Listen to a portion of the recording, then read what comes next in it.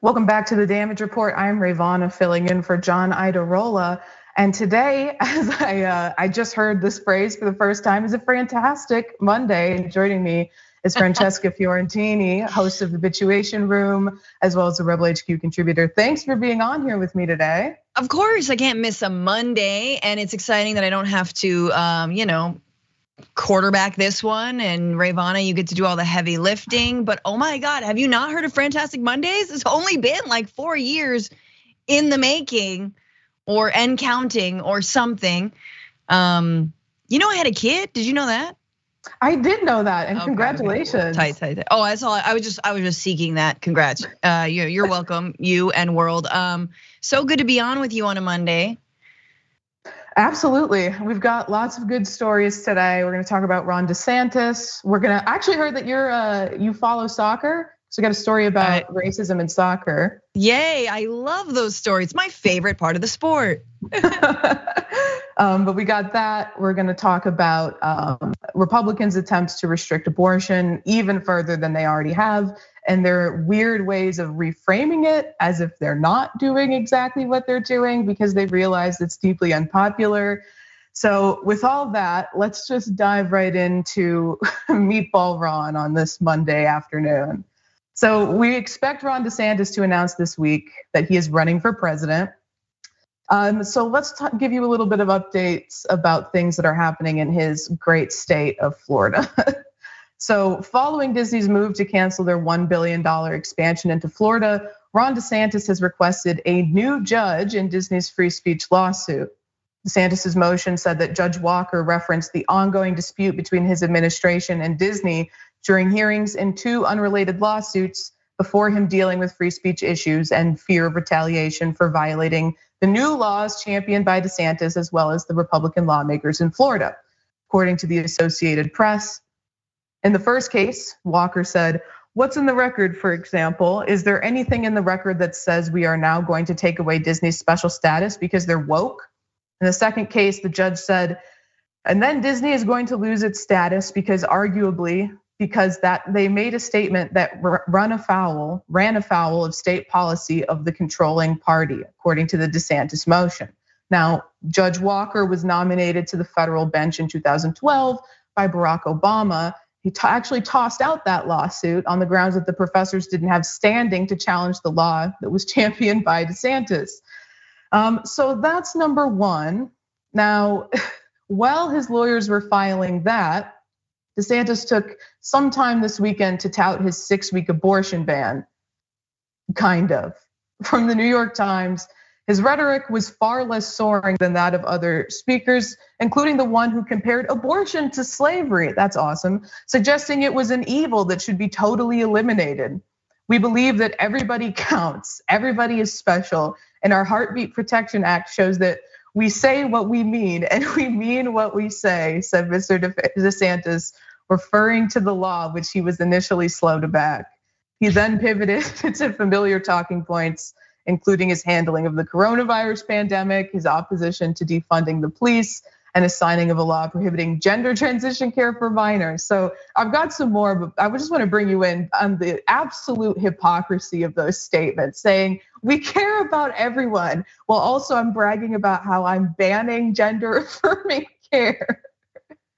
And abortion and like I did a great job making sure that senior citizens lined up like they were, trying to get Taylor Swift tickets, like outside for their coronavirus shots. You remember that? Then I had the office or in the home of the woman who was responsible for counting coronavirus deaths. Excuse me, I don't know the official title, but something like health secretary, had her home raided when she accurately reported the coronavirus deaths. Yeah, like the record in this is a record that like the devil reads you when you've been inducted into hell, and he's like, "Oh, I see you. Oh, a lot of deaths. Looking really good." Like that's what he's doing. This is what he's running on. This is nothing to do with. I help people find housing. I help people eat. Help people find work. All the things that you would expect out of a politician. No. I strip rights away from people, and now I want to get a judge dismissed because Why? Because the judge knows that your stupid case against Disney is dumb. Like there is no precedent. Anyway, and I think as you mentioned before, in that this judge has ruled in DeSantis's favor before. So it's not like he's a crazy left winger, even though whatever, he's Obama appointed. Again, not a crazy left winger. Actually, Obama is a communist, so I just want to correct the record on that one. As I've been told by Fox News for the past 2 decades, Obama is a communist. Forgot him. Yes, of course.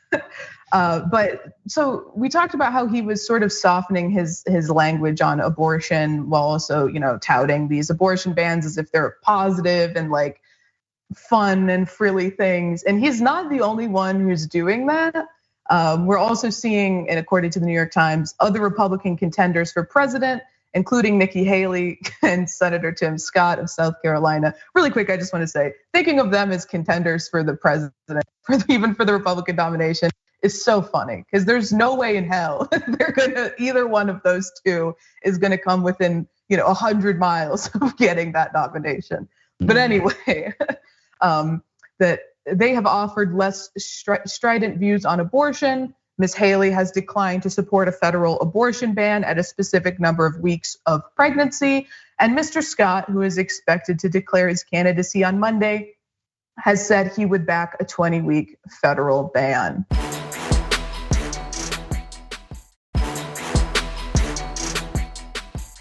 So there's that. And then the last bit of fun news for DeSantis coming out of Florida is that the NAACP's board of directors has issued a travel warning about Florida that accuses the state and pointedly Governor Ron DeSantis of being openly hostile towards African Americans, people of color, and LGBTQ+ individuals, which is very clearly true. But the Huffington Post reported that before traveling to Florida, please understand that the state of Florida devalues and marginalizes the contributions of and the challenges faced by African Americans and other communities of color, which was what the notice stated. Now, the NAACP specifically accused Ron DeSantis of aggressively attempting to erase Black history and restrict DEI programs in Florida schools. We've seen the legislation that's being passed there is definitely done. Huffington Post reported that under DeSantis's leadership, the state has placed restrictions on how racism and other aspects of history can legally be taught in schools. He's a free speech champion, by the way, as well as workplaces. His Stop Woke Act, signed into law in 2022, is currently being challenged in court. DeSantis has also passed legislation that expands the state's ability to restrict books in public schools, resulting in the removal of books about race and LGBTQ+ identities. Now, the NAACP has previously issued travel warnings. They did so in 2017 for people who were planning to visit Missouri. And they're far and away not the first group to issue this type of warning. Equality Florida issued an advisory after DeSantis signed the Don't Say Gay bill into law, according to CBS News. That law, along with additional proposals being considered, has turned the state's classrooms into political battlefields and is telegraphing to LGBTQ families and students that they are not welcome in Florida, the group said at the time, which is funny because Ron DeSantis just said he loves everybody and they care about all life in Florida.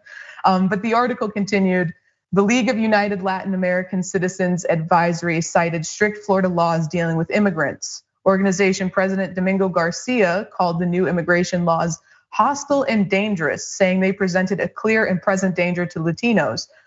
Florida is a dangerous, hostile environment for law-abiding Americans and immigrants, Garcia said. I mean, I'm terrified at the prospect of Ron DeSantis being the president. I still don't think he is going to get the nomination over Trump. I think that he has shown that he's not politically savvy enough in his politicking. He's been effective at passing horrendous legislation, but he hasn't been able to sort of brush off Trump's attacks on him. And he was called Meatball Ron. He cried about how it was racist, right?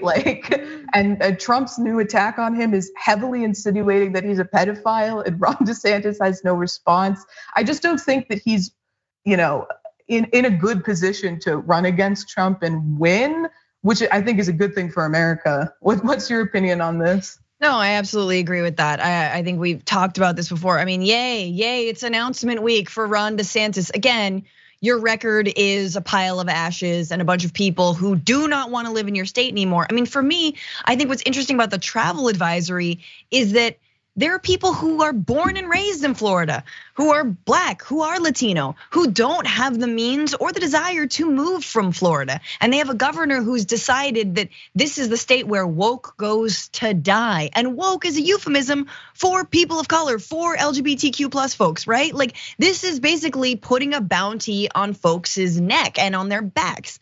And so it's just interesting because you're like, yeah, the folks who are really at risk are not the ones who are visiting. The ones who are at risk are the ones who have to be, schooled in a Florida public school.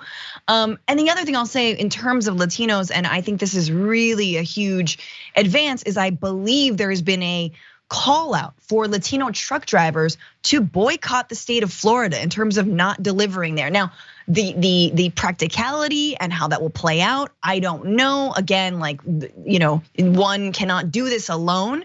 It has to be an effort, has to be a union effort. So who knows what's going on in terms of Teamsters and whatnot. But I think that has a real possibility to trickle down to the actual voters.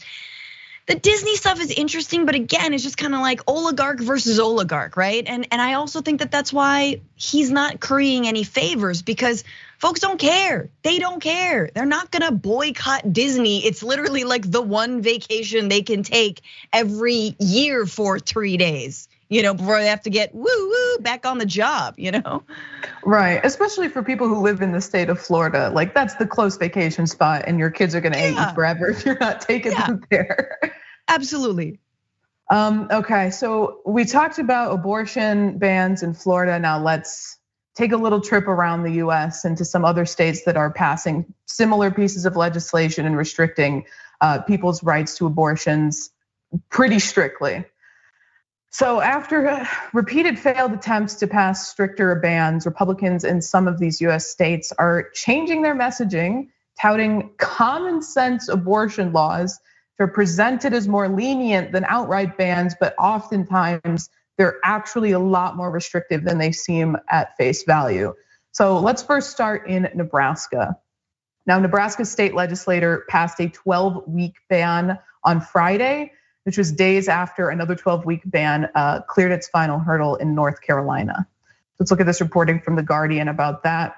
2 weeks ago, a 6-week ban was tanked in Nebraska, partly by one of its original co-sponsors, the Republican state senator Merv Reep, who had come to think of it as too extreme, as many women do not yet realize they are pregnant at 6 weeks. The Nebraska ban includes no exceptions for fetal anomalies or pregnancies incompatible with life and threatens doctors with jail time. So they don't have any exceptions for fetuses that it'll never be viable. They'll never have a baby. And if a doctor practices best medicine, they could go to prison. Mm-hmm. Let's continue, because like most things, it gets worse. Now, Nebraskans crowded the state house as the bill progressed on Wednesday, drowning out the lively debate on the House floor with angry chants and foot stomping. By the end of the night, lawmakers were forced to seek refuge, fleeing the Capitol Rotunda through a black tunnel flanked by police escorts in a bid to avoid the angry protesters. Yeah, how dare these protesters demand that the people who are supposed to represent them actually represent them in passing legislation when we know that most people don't support these super restrictive abortion bans. Foot stomping, wow, that's just so uncouth. I mean, truly, what's happened to our democracy? They need to, do it just like a gentleman, with flex cuffs and dressed like a sort of a drunk Coachella goer on day 4 or day 3. I don't know how long Coachella is. The important thing about the Nebraska ban for 12 weeks, which is insanely draconian, to say nothing of how disgusting it is to allow someone to die, both that person and the unborn fetus inside of them to both die because you just want to control people's bodies and you have no idea. I don't know, you need to grow a pair, your balls haven't dropped yet, and now you're blaming all of us. But the even worse thing about Nebraska is that was tied to an anti-trans affirming care bill. So like they basically were like, we can't get this bill passed. Let's just collapse it in and add, just throw some anti-abortion stuff with it. Yay, did we get it through? Amazing. I mean, this is truly end times that we're living in. This is like end times on civil rights. Exactly. And to say that you're being pro-life while you're like, you know what? If both the woman and the fetus are gonna die, let them die, and rather let both die. Because so many of these cases, it's like the fetus is not viable. If the person carrying the fetus dies, the fetus is also going to die. So what choice are you presenting that offers life? Like it's just it's such a ridiculous, even thing to call them. They're obviously, not pro-life. And the people who are also not pro-life are North Carolina Republicans who passed a 12-week ban on Wednesday when Republican politicians overrode the Democratic governor's veto. And this ban brings the limit down from what it currently is at 20 weeks. Now, I want to remind everybody of a story we covered a while back. This is the state where the Democratic elected lawmaker Tricia Cotham switched parties to give the Republicans enough votes to override this veto.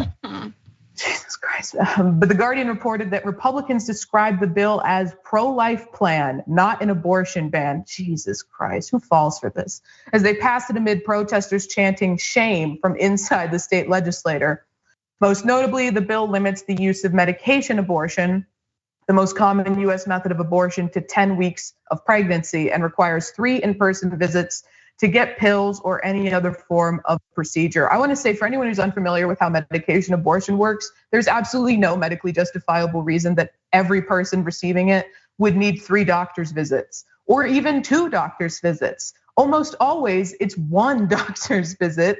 They verify that you're pregnant and they give you the pills. That's it. Maybe you come in for a follow-up. But the only reason that they have this is because it makes it much more difficult for people to schedule to get these abortions, to even get these medications.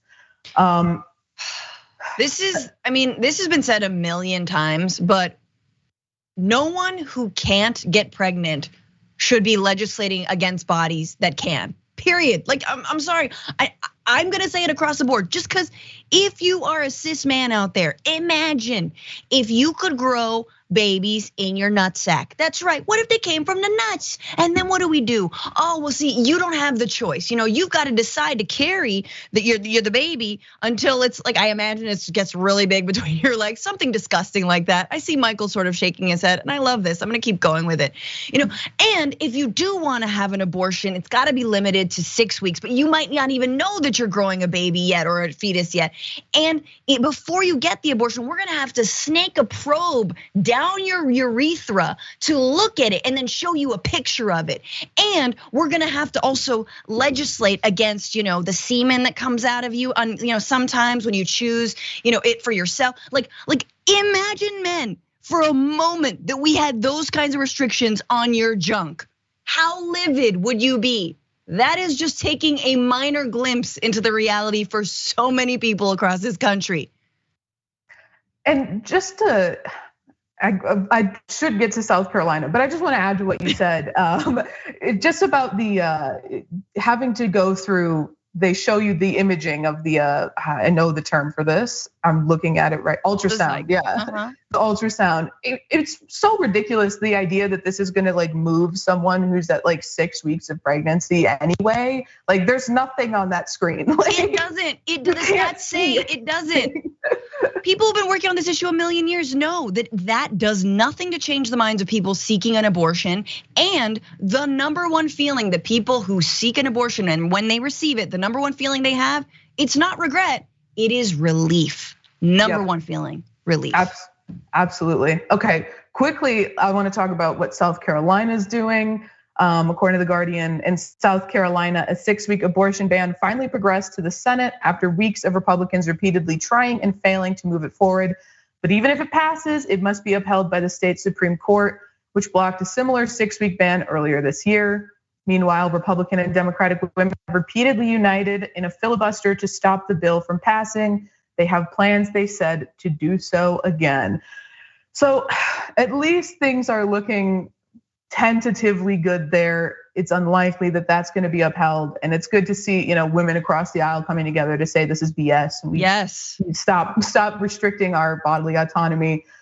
That's any last story? No, I just want to say that's the story. The story is this is a losing issue for Republicans, and Republican women standing up and saying these laws are draconian, and even we know it. And even if I personally wouldn't get an abortion, that I know that this is going to lead to the death of women. Doesn't matter how you vote, women will die. That's what we need. Ladies, Karens, come get your boys. Come change these laws and stand up to your party. Exactly. So hopefully we see more stuff like that from South Carolina and other states that are trying to pass these laws or are passing these laws. We'll keep you all updated on that, but we have to go to a break, so stick around. We've got more damage report coming up after this.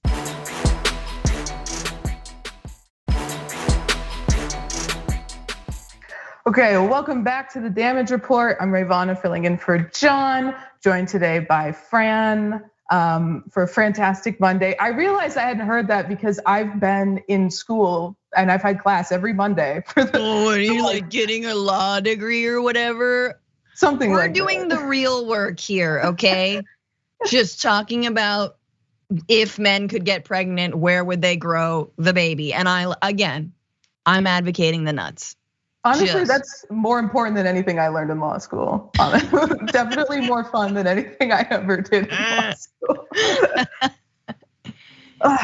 All right, let's start off since we just came back from break with a fun story. And I promise that I'm not just doing this story because I'm petty, but I am just doing this story because I'm petty. So let's watch this.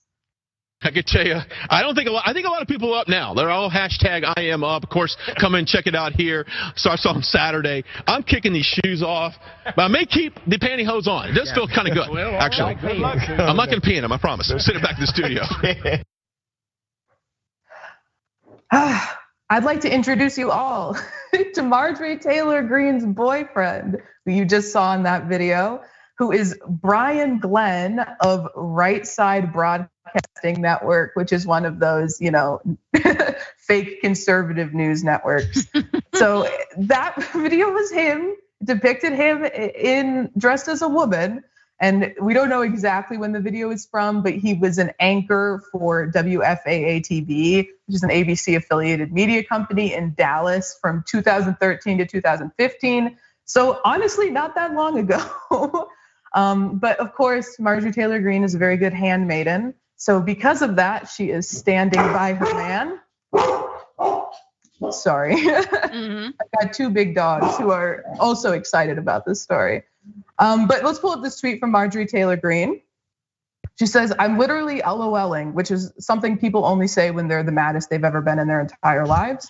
At Brian Glenn TV, dressed in drag for morning news in Dallas years ago, reporting on an upcoming local theater production, and the morons over at Patriot Takes think this is an attack.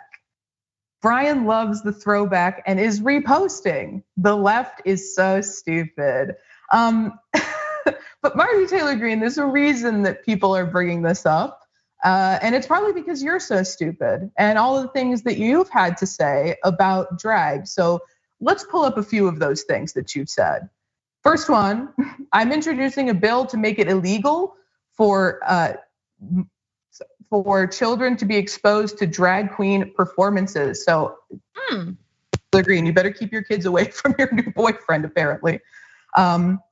And then we have this next one that says, and reading this gave me, maybe a stroke or something, trying to get through the litany of nonsense she tweeted here. "If you are defending pedophile priests and those who protect them, groomer teachers and Disney LGBTQ propaganda, drag queen story time saying it's not Satan convincing women to abort their unplanned child and that children can be manipulated to change their gender, you're wrong." The fact that people think this woman is smart.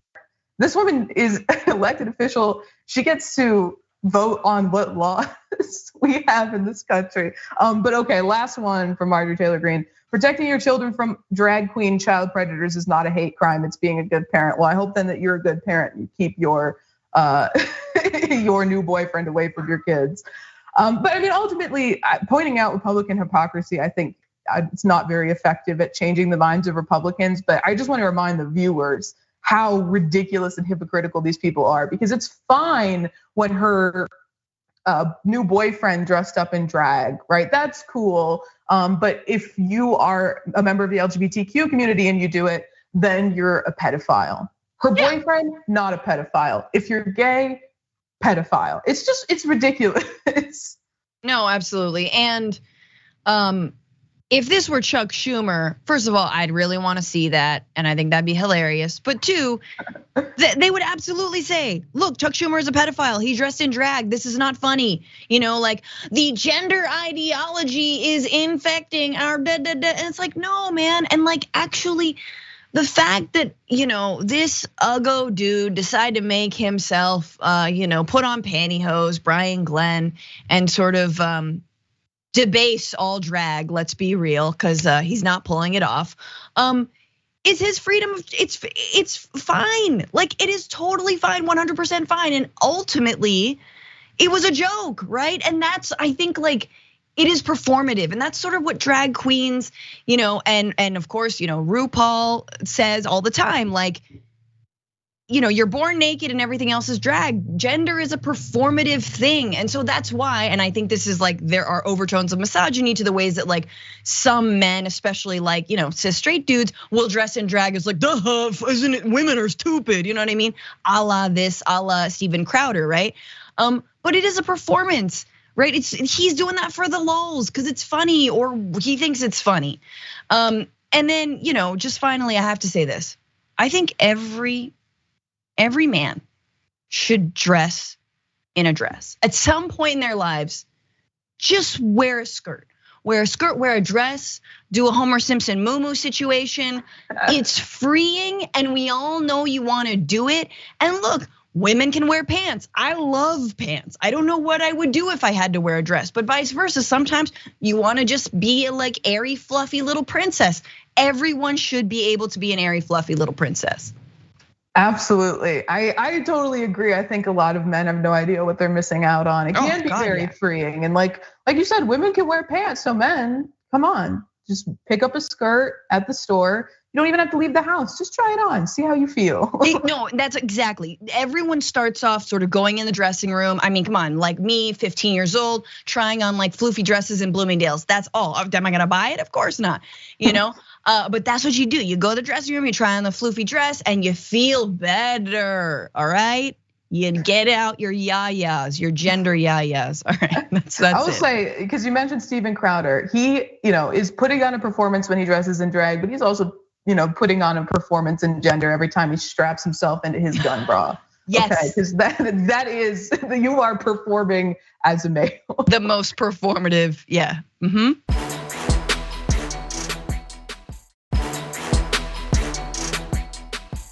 All right, well, let's move on to something a little more serious, which is happening in Spain in soccer. So let's get into this story.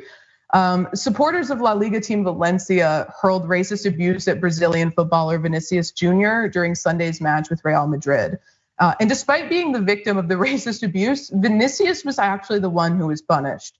Tariq Panja from the New York Times reported on this and said, on Sunday, Vinicius Jr. was met by fans chanting the word mono, monkey, before he even stepped off the Real Madrid bus outside the Mestalla Stadium in Valencia. The match was briefly halted in the 71st minute as he pointed out some of his abusers to the referee, and an anti-racism statement, part of the league protocol for such incidents, was read to the crowd over the stadium loudspeakers. But after that, he received a red card in the dying minutes of injury time after scuffling with an opponent who had charged at him. And I wish I could show you the video of that incident. I can't, because ESPN owns the rights to broadcast La Liga, which is owned by Disney, which is particularly litigious about their copyrights. But I would suggest everyone go look at the video, because even in that video, you'll see that Vinicius is not the person who's acting like the most aggressive. There's a moment in that scuffle, as Tariq Panja described it, where he's being put in a headlock by a Valencia player, and he was the person sent off. Now, Vinny has been the target of racial abuse and racism since he joined Real Madrid. But he put out a statement and spoke out against this injustice, but also about the injustice and the league's unwilling to address racism as a whole. So he made an Instagram and Twitter post that said, "A beautiful nation which welcomed me and which I love, but which agreed to export the image of a racist country to the world. I'm sorry for the Spaniards who don't agree, but today in Brazil, Spain is known as a country of racists." And he continued on, "It wasn't the first time, nor the second, nor the third. Racism is normal in La Liga. The competition thinks it's normal. The federation does too, and the opponents encourage it." But thankfully, Vinicius has the backing of Real Madrid's manager, Carlo Ancelotti, as well as a lot of his teammates and other players, including the Real Madrid keeper Thibaut Courtois, and Kylian Mbappe from PSG also put out a statement. But let's first talk about what Carlo Ancelotti, his manager, had to say. According to CNN, Los Blancos manager Ancelotti addressed the situation after the game to Movistar Plus, saying, "I don't want to talk about football today. When a whole stadium is chanting monkey at a player and the manager has to think about taking off a player because of it, there is something bad happening in this league." He continued on, in a separate interview with reporters, Ancelotti suggested referees should call off matches in other instances of racism in the league. The Italian said, "I'm very sad because La Liga is a league with big teams, with a good atmosphere. This we have to get rid of. We are in 2023. Racism does not have to exist. The only way for me is to stop the game." And then lastly, I want to read the comments from the Real Madrid keeper Thibaut Courtois, who is supporting Vinny Jr. and said, "There are things that should never happen inside or outside a stadium. No to racism or intolerance. I support Vinicius very much. If he chose to walk off, I would follow him." And I've got some more, but first, Fran, I want to bring you in on this and just say, I think that at this point, it's not just La Liga. I mean, Serie A, we've seen so many instances. We've seen it, right, with the Chelsea supporters chanting, "We're racist and we like it," and the league's just really not caring about these instances of racism. I think we're at a point where the players just have to say, "We're not going to play. We're not going to play until you actually do something about this." Yeah, it happens throughout all European soccer leagues and Latin American soccer leagues in that.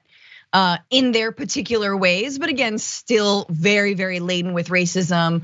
Anti-Black racism is kind of ubiquitous among soccer fans, and it's sort of like fine and okay to chant. And the rule has been newly that if there are these racist chants, there is a warning to the crowd, and if those don't stop, then the game has to stop. And the real thing is the refs and the moneymakers have to pull the plug, and they have to actually implement those kinds of threats. They have to make good on them.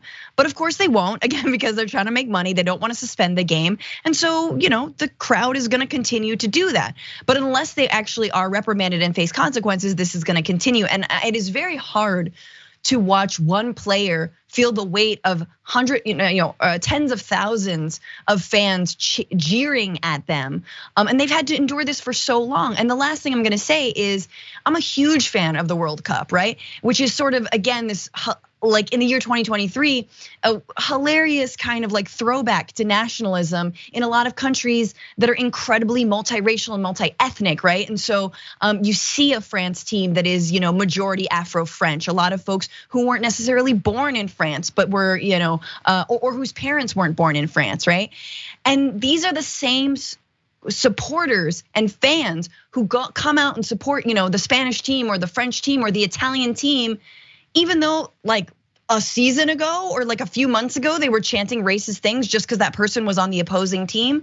No, you can't have it both ways, and someone has to stop it. Yeah, exactly. But it seems like the person who's going to stop it is not going to be La Liga president Javier Tebas, who just in the most embarrassing and like tone deaf way decided to fight this with Vinicius on Twitter. And he tweeted this: "We have tried," and he's adding Vinicius in this tweet. He's speaking directly to him.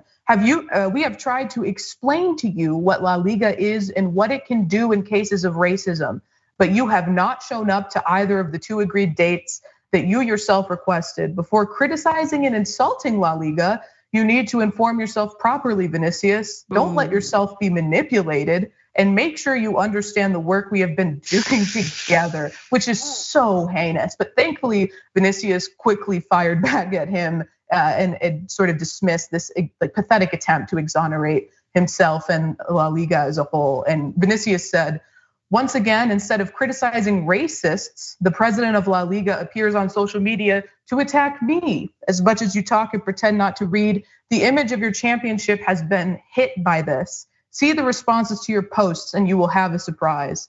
Omitting yourself only makes you equal to racists. I am not your friend to talk about racism with. I want actions and punishments. Hashtags don't move me.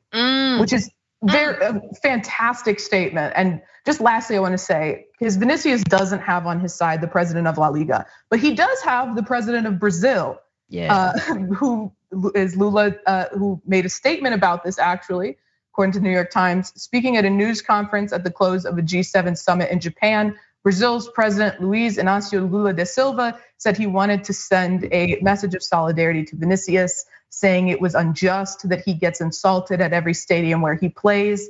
It's not possible in the middle of the 21st century to have such strong racial prejudice in so many football stadiums, Lula said, which I think is really powerful, just to have, to know that the president of your country is on your side while you're in this fight against racism, even though you're in Europe, you're in a different country, that you're still getting the backing of your president. Yeah, absolutely. Bolsonaro would be like, what's the problem? He is a monkey. Like, okay, right.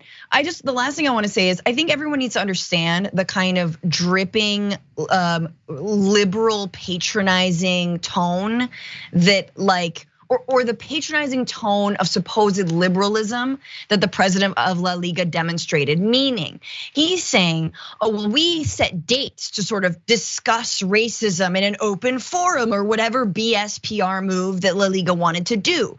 And Vinicius is like, no, man, I'm not gonna participate again in this coffee with cops moment. You need to actually stop the game and implement consequences when these chants happen. Enough.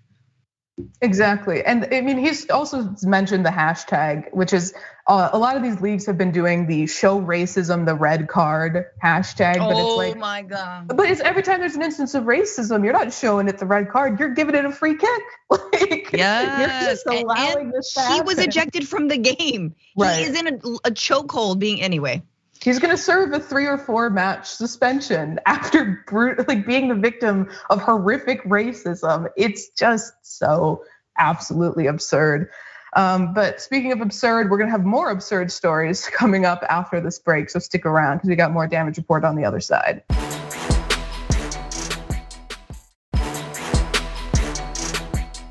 Welcome back to the Damage Report. I am Rayyvana filling in for John, joined today by Fran. And I promised that we'd have some more insane stories after the break, and I'm gonna deliver on that promise right now. So let's jump into this next story. The New York Post dropped a bombshell report last week, or so they thought. Amid a nationwide influx of migrants, nearly 24 homeless veterans were kicked out of hotels where they were being temporarily housed in order to make room for migrants in upstate New York. According to the New York Post. Let's pull up the headline that they published. Vets kicked out for migrants. Outrage as upstate hotels tell 20 homeless veterans to leave. And of course, conservatives immediately took this headline and ran with it. And where else would they run but to Twitter? Donald Trump Jr. tweeted the story out and said, honestly, this is just infuriating. Homeless vets were being booted from New York hotels to make room for migrants. F Democrats and their BS policies. America last isn't hyperbole, it's their goal. Jesus Christ, that man. Nikki Haley, a person who will never be the president of the United States, also tweeted out the story and said, liberal insanity at work. But the only problem with their tweets and the story itself is that it's complete and utter BS, completely fabricated. Utterly false, not real at all. So first, the hotels that the veterans were supposedly booted from told Mid-Hudson News they had no idea what the Advocate YIT Foundation Executive Director Sharon Finch was talking about. Then a local New York lawmaker dug into the claims and concluded that she lied, just lied. So let's get into that. According to the Times-Union, over the past week, a sensational story has torn through local and national media. Local nonprofits said homeless veterans under its care had been kicked out of upstate hotels to make room for migrants bussed from New York City. But the story has fallen apart over the past 48 hours, culminating Thursday evening with State Assemblyman Brian Marr, who has been advocating for the veterans in national media and in the state legislature, denouncing it as false in a call with the Times-Union. Marr said he was, quote, devastated, disheartened after a conversation with the CEO of the nonprofit earlier in the day revealed that the story wasn't true. He is calling for the organization to be investigated by the state attorney general's office and the Orange County District Attorney. But again, I said this earlier, like all stories, it gets worse. The Mid-Hudson News, and kudos to the local paper for some tremendous coverage on the story, by the way, reported on Friday morning that 7 homeless men had come forward to reveal that Finch approached them at a shelter this week, offering to pay them in cash, food, and alcohol to pretend that they were veterans who had been kicked out of the hotels to make way for migrants. Now, the New York Post did issue a correction. Fox News corrected themselves live on air. However, Nikki Haley and Don Jr.'s tweets remain up as of now. So we have the corrected New York Post headline here. Longtime advocate lied about vets getting out of New York hotels for migrants. And New York City Mayor Eric Adams has also asked for an investigation for the fake report. I think that it's crazy to me that this was able to be published. I know the New York Post is, not known for their journalistic integrity or investigative reporting, but this is just completely fake. Like, to just fall for something that, like, usually there's an aspect of truth to their articles, and then they're heavily sensationalized. There is no part of this article that was true whatsoever. Yeah, I mean, hey. I guess the homeless folks did a great job. I feel like they should get a bonus for actually convincing the New York Post that this was a real story.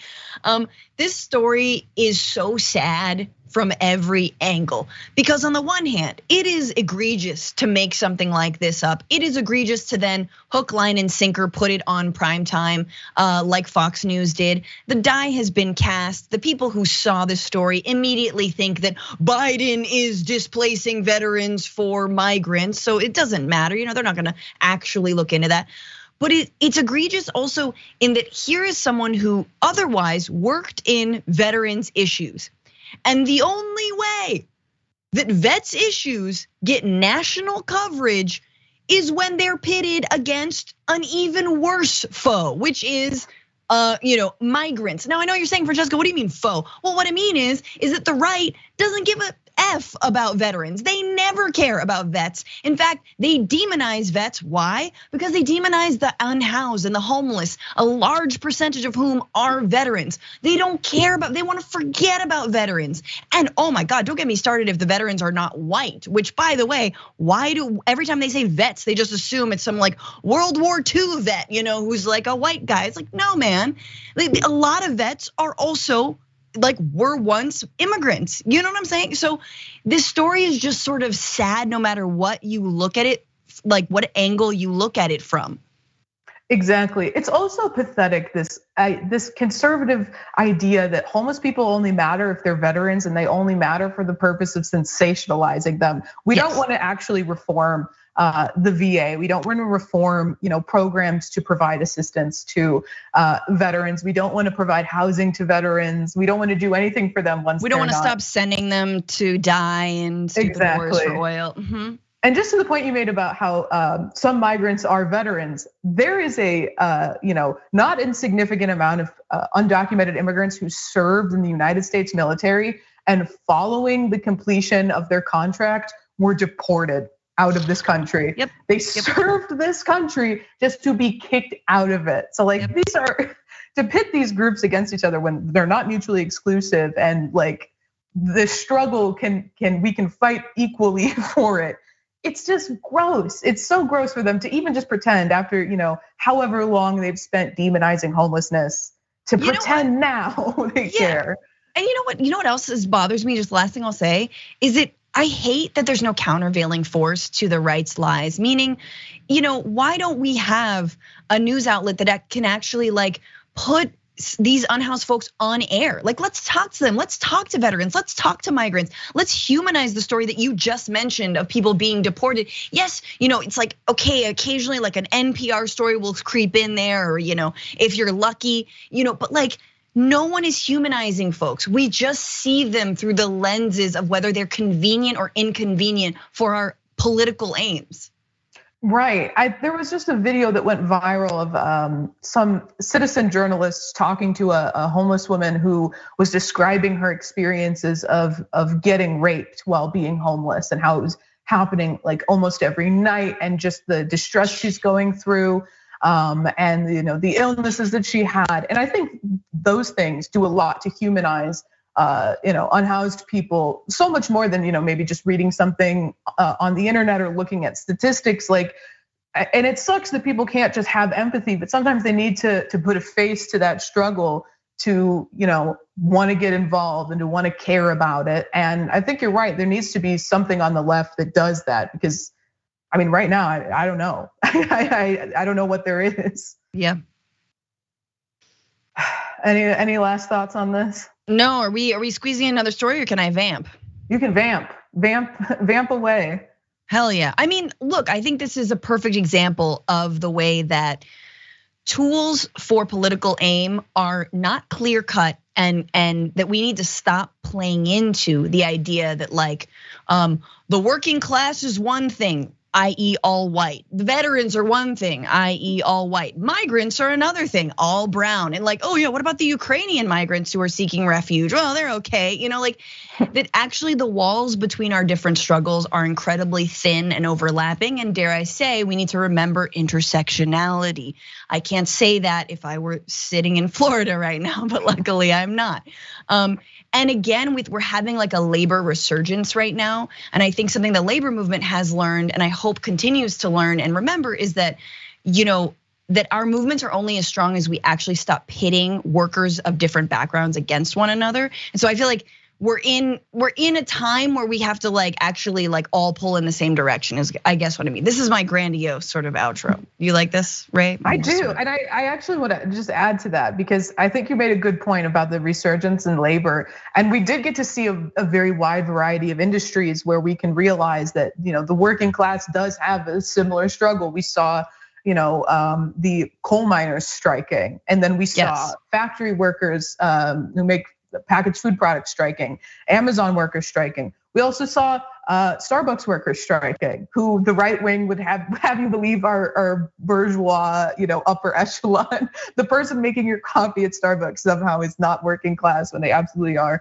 But also the writers' strike, right? Yes. These are all people who are just fighting for the same, I mean, of course, the terms that they're fighting for specifically all differ, but really what they're fighting for is decency in their jobs, right? To work with dignity, to be compensated fairly, and to have protections, safety, or just protections that they're not going to get fired, right? So yeah, and what's so messed is that every time we hear of like someone. We hear about someone who is marginalized, like Jordan Neely, for example, who I know we're gonna talk about later. It's always when they were murdered by like either a police officer or a former police officer or military dude, in a subway station. It's like, no, these are the voices we should have been hearing beforehand. And so again, like, and to your point about like, the working class struggle, also, let's remember that the majority of working class people are women, and women of color, and are also mothers, right? So all of this is coming to a head. When we fight for abortion rights, we're actually fighting for working class women's rights and labor rights as well. So yeah, and the right they think they can pit people against one another, and they can't. And so if the mainstream news is not gonna do it, we have to. That's all the time we have. And except for the people not watching on linear, we've got more. The aftermath is coming up. Thank you so much for tuning in to the Damage Report. And if you're watching on linear, switch over. YouTube, Twitch, wherever. Check out the rest of the show. All right, thanks.